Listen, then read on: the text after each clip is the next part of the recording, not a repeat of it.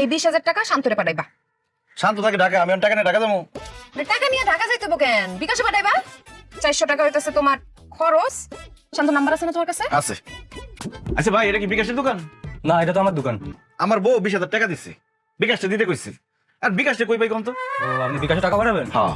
তো এখানে তো পাবেন না, বাজারের দিকে যান। আচ্ছা বিকাশ দেখতে কেমন, এটা কই দিলে না পাইতে একটু সোজা হইতো। দেখতে কেমন? আপনি বাজারের দিকে যান, দেখলে চিনতে পারবেন। তুই ও তুই টিহা তুই যে ব্যাগ খুলতে আমি রাত দিলে যদি হ্যাঁ কোনো বুদ্ধির খেলা খেললা রে মায়া দেখলাম আমি বিপদে পড়ে যাই। ভাইয়া টাকা পাইছো? এখনো পাও নাই? আচ্ছা তোমার দুলাভাই গেছে, টাকা পাই যাবা। দেখবা যে কোনো সময় মেসেজ গেছে। তে অঞ্চল গেছে নাঙ্ক দোকানের মধ্যে খাড়া রইছে এখনো। বল্লা লাগো আমি বিকাশে চিনে না, মনে হয় আসেনি আকাশের নিচে দেখে আমি বিকাশে চিনে না। কত বড় সাহস তুই বিকাশে চিনস না? মাত্র 4-5 লাখ টাকা বিকাশের কাছে কোনো টাকা নাই। তোর সাথে বলে কথা কইলাম। ও, আমি তো ভাই আপনারই খুঁজতেছিলাম। দোকানদার আমার কইছে আপনি বলে বাজারে আছেন। দেখছেন ভাগ্য ভালো থাকলে রাস্তায় পাওয়া যায়। আপনি একটু কষ্ট করে আমার শালারের টাকাগুলো পৌঁছে দিবেন। আচ্ছা, আপনার শালার নাম কি দা? শান্ত। শান্ত?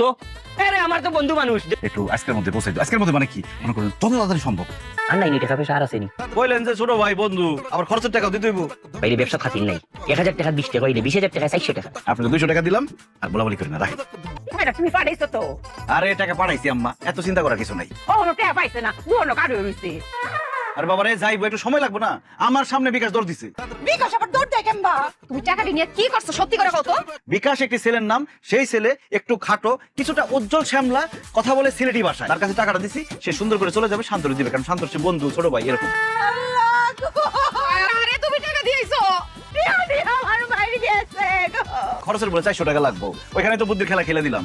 সুন্দর করে বুঝায় শুনে 200 টাকা দিছি আর 200 টাকা ফেরত নিয়ে আসছি।